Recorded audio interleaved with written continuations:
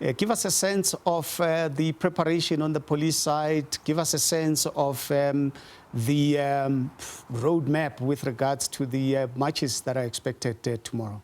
SABC, a very good afternoon to you and good afternoon to our viewers. Well, I can say that it's definitely a busy day for the police here in Durban. There's so much that is taking place here, SABC, not only, of course, with the focus being on the SADC Summit, but also a lot is happening in around the CBD, which has meant that the police, of course, are rather stretched today. We've also got just a stone throw away from where we are. We've got a cricket match that is taking place, a Legends game at the King's Mead Stadium, so police have had to deploy accordingly there. Further down the road at the Kings Park Stadium, we also have a match that was taking place this afternoon, Pirates and Chipper United, and again there police, of course, have also had to deploy to ensure that people who will be attending those two games are safe indeed, which has also meant then that a number of roads in the heart of the CBD have been closed, but particularly here around the Durban ICC. This area has been designated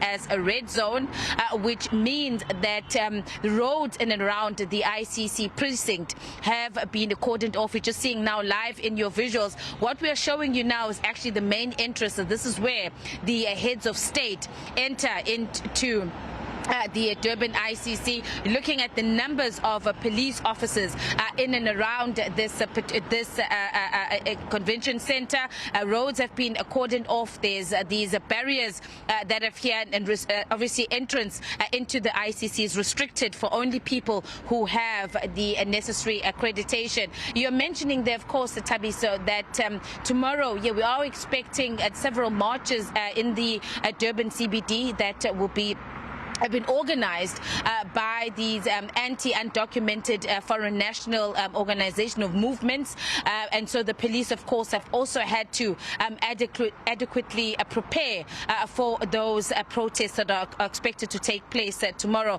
But for more on the security around the ICC and possibly any latest in terms of what has been happening since this morning, I'm joined by the spokesperson for the police in KwaZulu-Natal, that is Colonel Robert Netshiunda. Colonel, thanks once again for your time. We chatted this morning, and let's just firstly say that the news that two people have been arrested and they're expected to appear in the Durban Magistrates Court tomorrow, and that's because they tried to enter the ICC using or they didn't have the necessary accreditation. Yes, that is true. When we picked up one individual who was attempting to get accreditation, we beefed up our security with another layer of security to ensure that we don't leave anything to chance. So the two arrived, they had accreditation, but they didn't belong to them. They masqueraded as media officials with equipment and all those things. So we had to do our job. They are arrested and, like I said, they will appear in court. That is to show that we have enough capacity to secure the event. Where there are heads of state, security must be top level, and we are at that level at the moment. That's why you see road closures, some partially, some hard closures.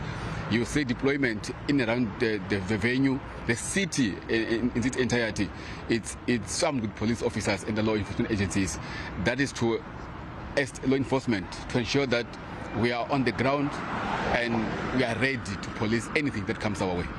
Speaking about policing anything, we know that tomorrow we are anticipating that the anti-undocumented foreign national groupings are going to be mobilizing tomorrow. Speak to us about your plans. You have indicated that this area has been designated as a red zone, and so no one, apart from those that are permitted to be here, will be allowed. But also balancing that against the fact that people do have a constitutional right to protest. Yes, there are rights to march. There are rights not to march. But there are those areas that we cannot afford to have marchers going into. And we are pleased that during our planning with the organizers, they agreed that this is a red zone, so they won't be marching coming here. We'll usher them to the Speaker's Corner, where they will gather and do what they do, deliver a memorandum, have speeches, and then they disperse in peace, hopefully. And which is what we have seen before, that they've marched, they've converged, they give speeches, then they disperse peacefully. We expect the same with this march. I have to say that we've got enough numbers. The numbers, contrary to what many believe, that is to scare off the marchers, is to safeguard the recent marchers. Because we know that there might be criminal elements who wants to infiltrate the march for their own benefit. So we are there to guard against such, that those who want to march, they do so for that purpose only. Nobody will make a U-turn, go to shops, start looting and stealing and stabbing others. We are there for that. And also to tell you that whoever doesn't want to march is not coerced to march. That's our job, to maintain stability, peace and order. And we will do so without fear or faith.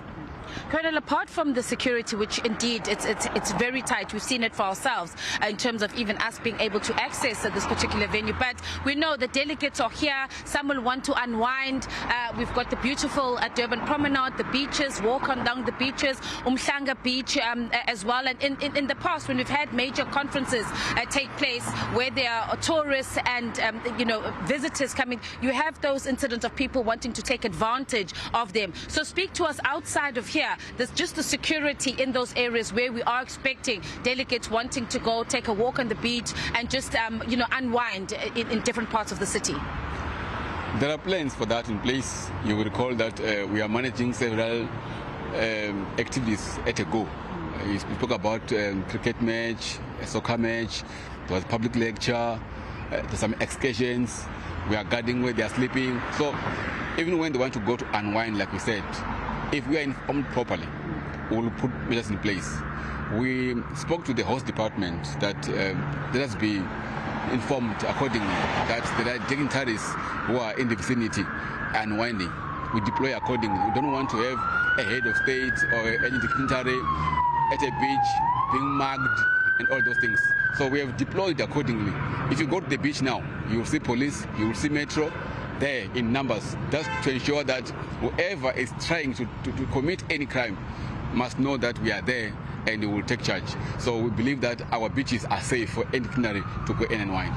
Colonel, thank you very much for your time. I'm actually just seeing now, just seeing the sirens that it could likely be one of the heads of state or senior delegations that is arriving here live in your visuals now. And this is the main entrance, as we're saying, and this is where the heads of state and the senior dignitaries gain entry into the ICC. And so, of course, we are seeing how this process has been planned out. A section of the road has been cordoned off and they're brought in with assistance of the Metro Police biker unit, and then the heads of state will come in. The cars that are driving in to the top of the ICC, I'm asking my colleague Nomhle Ngubane just to show us, that is where the heads of state are then being dropped off and then are being received by the senior dignitaries in the country. So right at the top is where the heads of state, we understand,